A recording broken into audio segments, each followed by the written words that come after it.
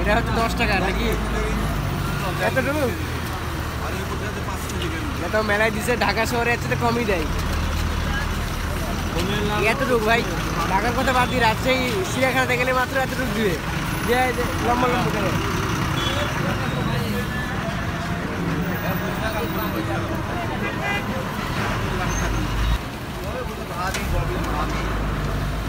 এটা হচ্ছে 10 টাকা নাকি? এতটুকু এটা মেলায় দিছে, ঢাকা শহরে এর কমই দেয়।